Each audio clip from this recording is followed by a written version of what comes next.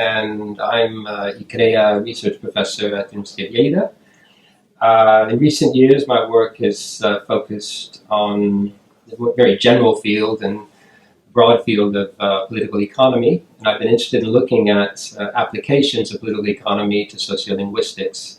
And in doing this, what I'm doing is sort of paralleling what's going on in other social sciences, areas of social sciences and humanities. So I think many people know the work of David Harvey, who's a geographer, a Marxist geographer who's brought political economy into geography.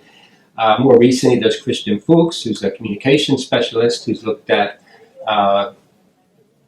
digital communication in recent years through a Marxist prism, if you like. And then there's older work in sociology going way back, which takes a kind of Marxist position, a political economic position. Burawoy's work is very interesting in this regard. So I'm interested in that in kind of a general sense, and then more specifically I've focused quite a bit on social class. My interest in identity, looking at different dimensions of identity, anything from gender to race to ethnicity, led me to look at social class. And when I looked at social class, that led me to readings in political economy, which I just mentioned, and more specifically in Marxist literature.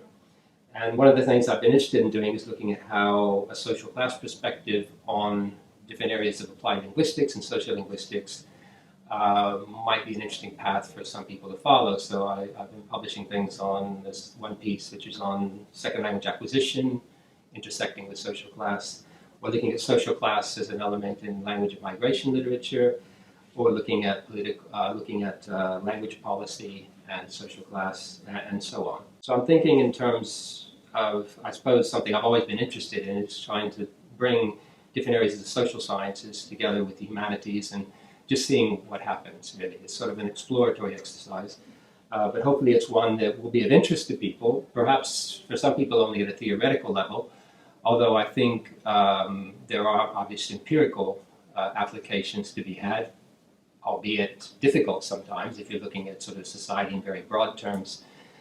In terms of Marxism, for example, sometimes it's very difficult to go down to something like a micro level and look at interaction.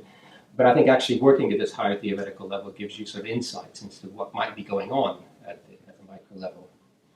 And so that's really all I have to say. Okay, thank you very much.